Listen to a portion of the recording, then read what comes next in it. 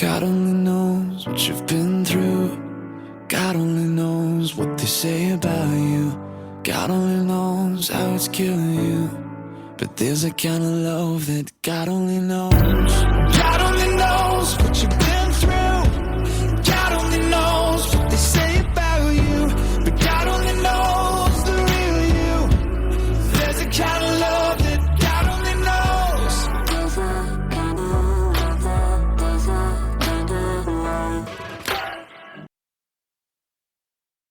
Welcome to Season 2, Episode 2 of Your Journey is Not Over. My name is Tanya Pearson Randolph. This is my own personal journey, and the expressions and opinions are of my own. I own all the rights to my personal journey and to Your Journey is Not Over. Neither are to be used, copied, or edited in any way without my consent. Okay, this has never happened to me before. I had a completely different episode wrote for today, and I was ready to get to work, to record it, get it edited, produced, and ready to send out. As I went into my study, something said, change it up today. Talk about something so near and dear to my heart. And actually, it's an episode that, looking back, I wish I would have ended Season 1 with. During the holiday break, I wrote a PSA. It's a public service announcement. Something I did quite often many years ago when I was a student engineer at our high school radio station. I haven't got to that yet on my journey, by the way. Doing PSAs is something I haven't wrote in years, but it was on my heart during the holiday break. I wrote this PSA and I posted it on my Facebook feeds. And essentially, it was about suicide and about helping to prevent suicide and about answering the call, so to speak.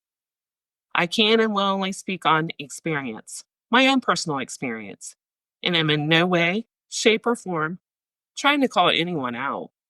By the way, I got many messages from friends after posting my PSA on my Facebook feeds, and these messages were heartfelt, of how they were sorry that they felt like they had let me down, or didn't take time to message me, or call me, or meet me when I'd asked them to. First and foremost, I know people are busy with their own lives. Jobs, kids, grandkids, daily struggles of their own. We all have them. And I in no way feel like any one person or people let me down. I do want to thank the friends that did reach out to me after reading my PSA and showing me through those messages that they truly care about me. I do want to make this clear. I in no way am saying that we are responsible for other people's lives. No, that's not what I want to convey here at all.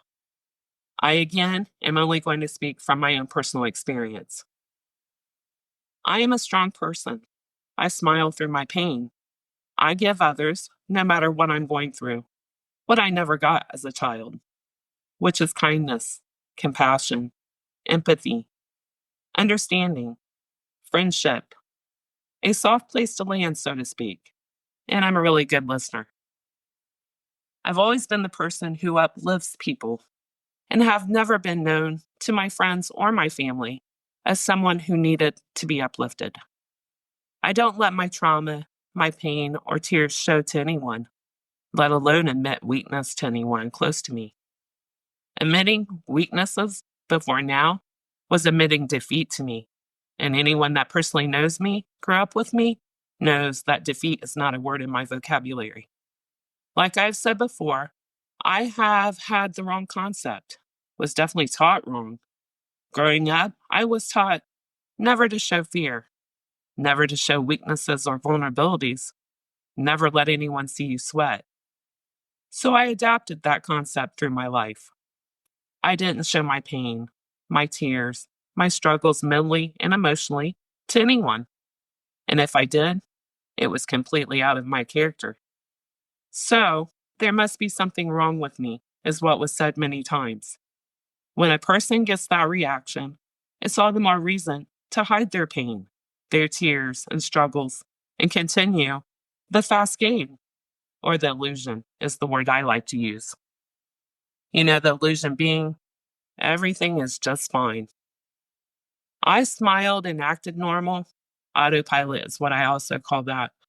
Going day to day, doing repetitive things, almost like a robot. I was always counting down till time to leave work so I could get in my car, head home to be alone, so I could release all the pain and the tears without anyone seeing me so broken. I was shattered into a million pieces, and even people closest to me didn't even know how truly broken I was. I remember leaving work many, many times, putting the key in my ignition and starting my car. And by doing that, it was like I would open the floodgates of tears. And all the way home, I would tell myself, don't cry, don't cry, don't cry. I wanted to wait until I was home, my safety, my secure place to release it, in which many, many times, the second I would get through my front door, close it, and lock it, my legs would just give out. The pain was so overwhelming, crippling. I could not wait to get home to release it every single day this went on.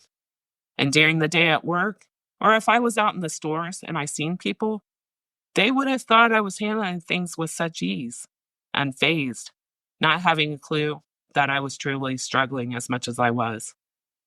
We never know what's going on behind closed doors or how much pain can be masked with a smile. That's what I want to convey today. Be kind, be friendly, be compassionate. And I do want to say this again. I'm going to always be myself, and I'm going to speak my mind. Gratefully, my delivery has softened through the years, but I will always be the girl that says what everyone else thinks and won't dare to say. I'm known for that. I take a lot of pride in that. My personality and me being outspoken might not be for some, and I respect that. What I came to realize is that a lot of people respect my honesty and my ability to speak my mind without, of course, being rude or insulting. Always my own perspective, and even though some might walk away from me not liking me, they respect me because they know exactly where they stand with me. I'm a tell it like it is kind of girl.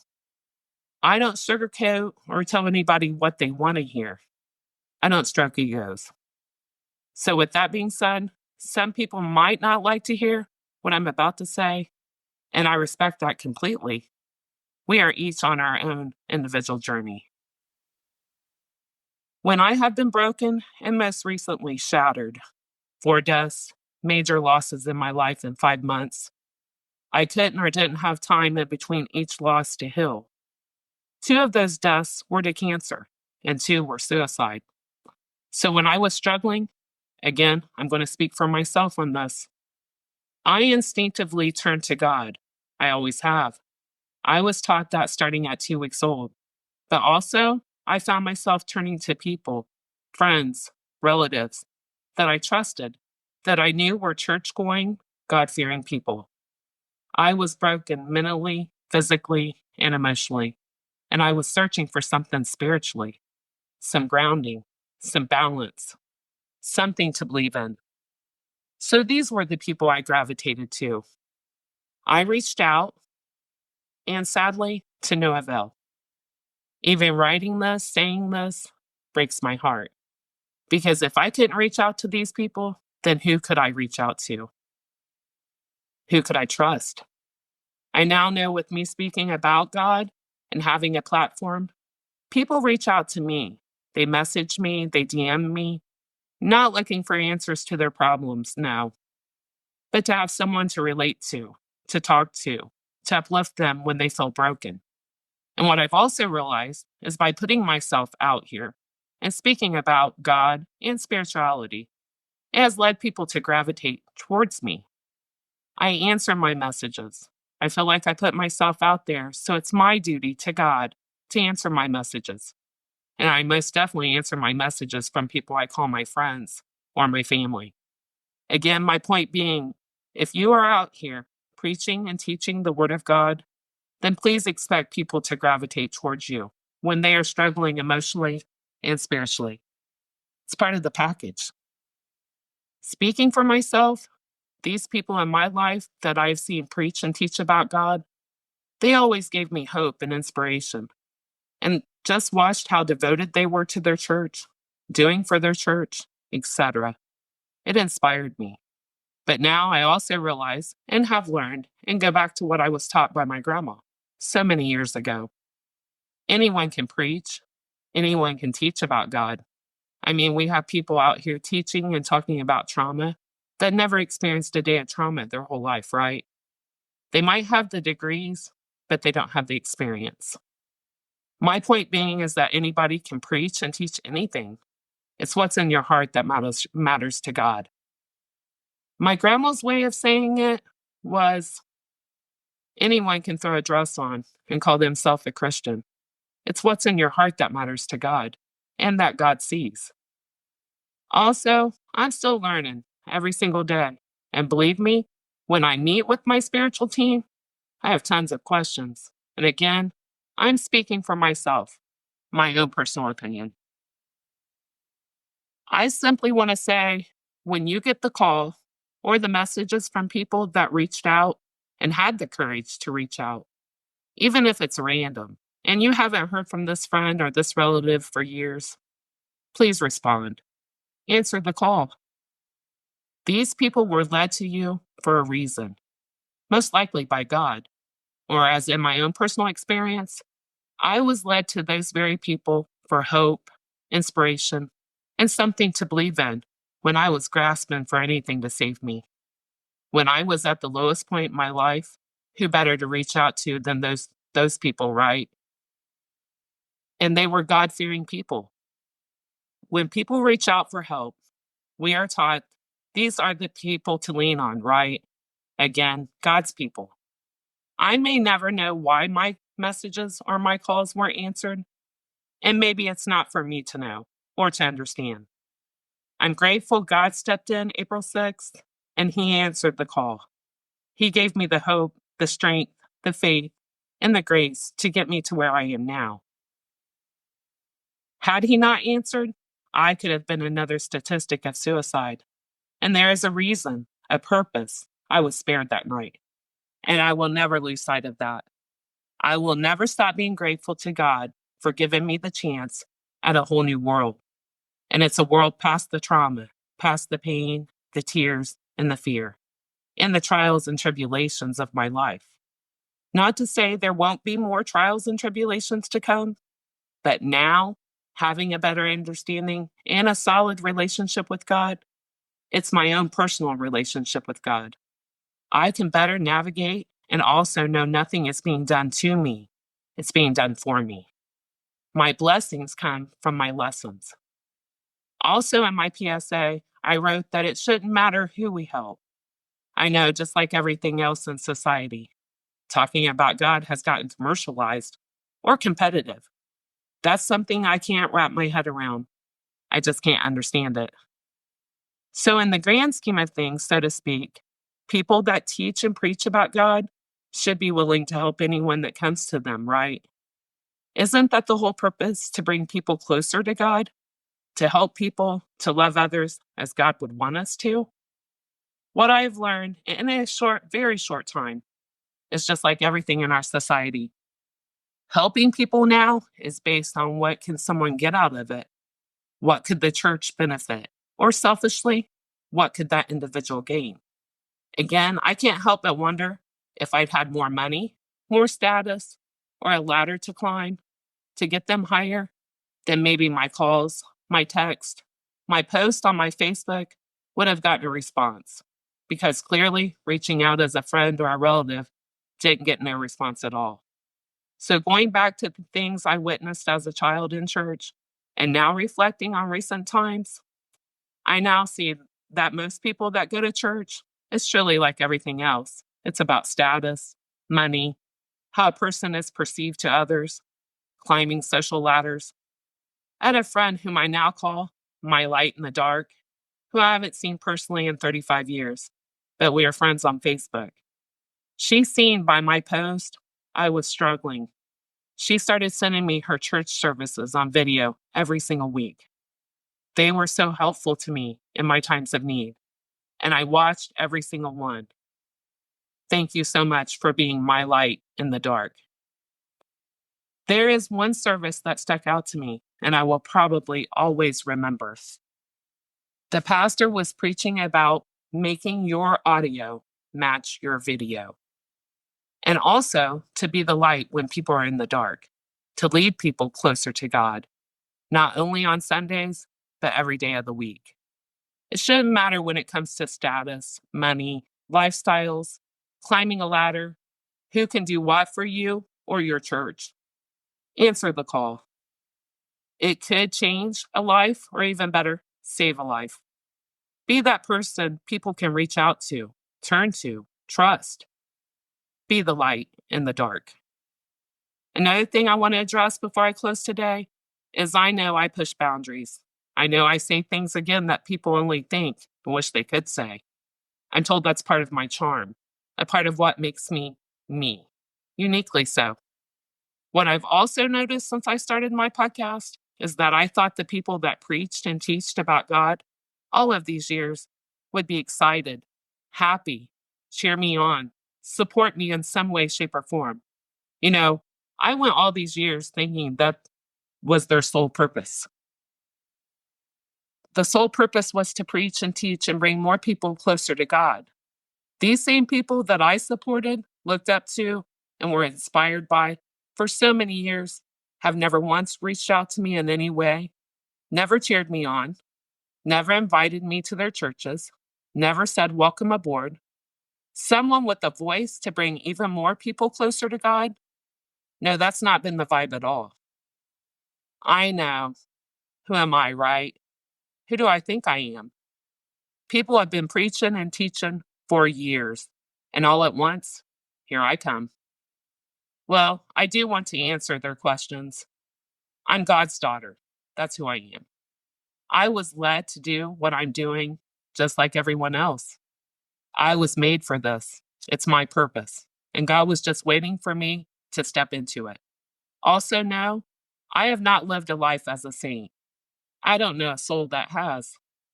I was always taught God loves the sinners more than the saints anyway. So what I've learned is that even speaking about God is a very competitive franchise to some people. And it's people that make their living off of speaking, teaching, and preaching about God. It's competitive. If the roles were reversed, I would be so excited for someone else to have a voice to talk about God. I had to be explained this by one of my spiritual advisors. I'm naive to a lot of things and just can't wrap my head around certain things. So with it being what most consider their bread and butter, when someone in this case, that someone being me, steps in with my own relatable ways, my own personal experience, and starts sharing and talking about God, then some might think I'm a threat or a competitor. Never have I perceived myself as either of those. But then again, I don't make my living off of what I do either. I pay to do what I do and to speak about God. So my intentions were never to anyone to feel that way. Again, I was led, and it shouldn't matter in my life when I was led. I don't judge when anyone else was led to do what they do or to speak on God. I do what I do in the hopes to truly help people. I want anyone and everyone to have their own personal relationship with God. I will end today like I began.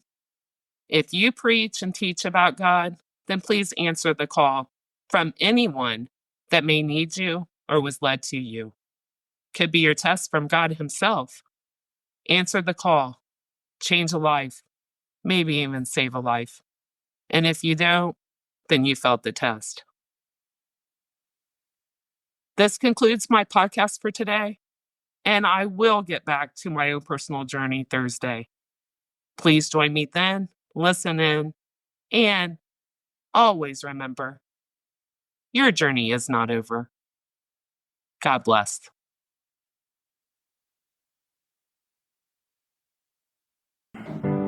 God only knows what you've been through.